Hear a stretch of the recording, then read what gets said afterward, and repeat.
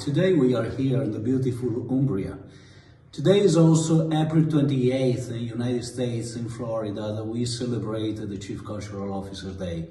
So it's a tremendous opportunity to be here in Umbria, and we are in this beautiful resort with my friend, dear Vincenzo Naschi. Please, Vincenzo Naschi, you achieve your dream for the last 30 years. Restructuring this property is beautiful, and how was the story behind this dream? First of all, thank you, Roberto, for coming here. It's a pleasure to have you as a guest. And it's a long history, very linked with the history of my family, particularly with my wife, because more than 40 years ago, we had the chance to meet here with my wife, with my at that time, my girlfriend, of course. Yes. And over the years, we had the chance to restore this magnificent place composed by the monastery where we are now, and the castle, both founded in the Middle Age, in the 13th century. Beautiful. You know that we like a lot, our name is appropriate and is connected with the Renaissance evolution. And you have in this place such a beautiful frescoes that Daniela, your wife, she's able, to regenerate, to bring, to the new age, we can say.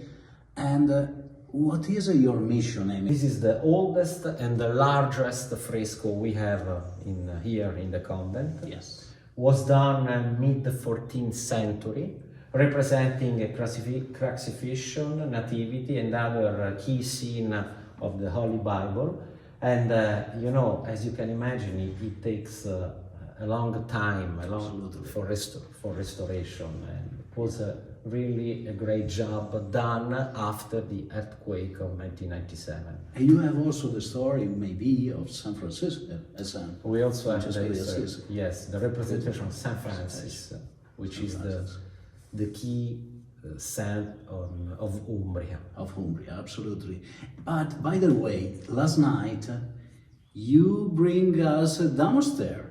And there is a treasure that is still in the process of restoration. Yeah. What's about? It's another fresco done by the Spagna, which was a very important painter in 16th century. Okay. And we are taking care of that in this period. We are restoring this fresco, and in a shortest period of time we will be able to give the opportunity to our guests also to having a look to this fresco.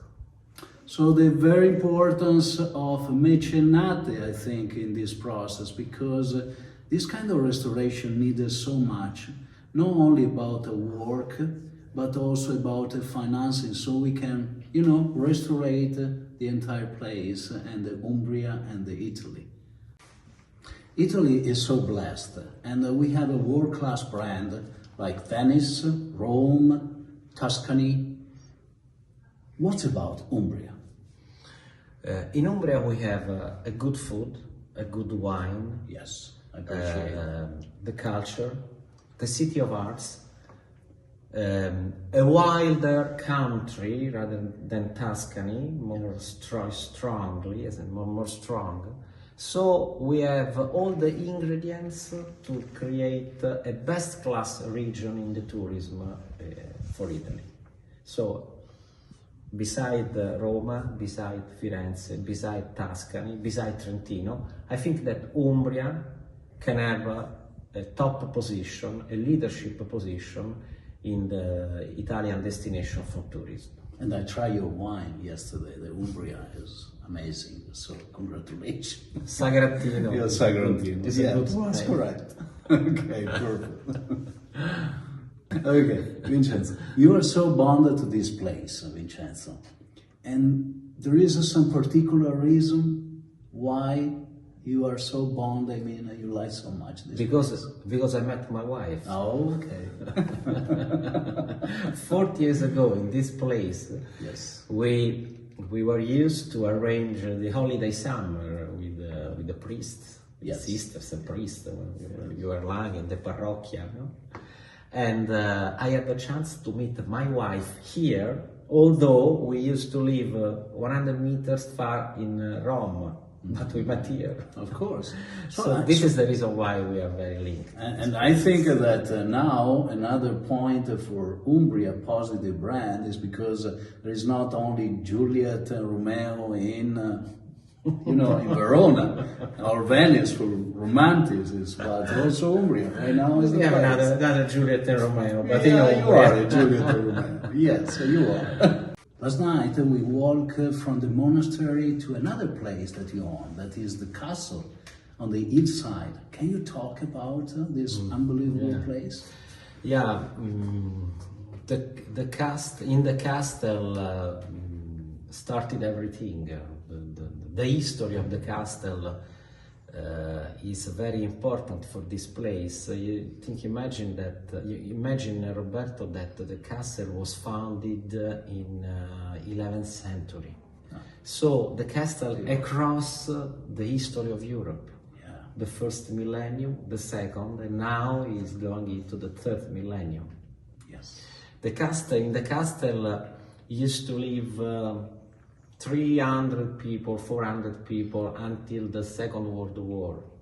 Then everybody left this place, and now just living 8 people.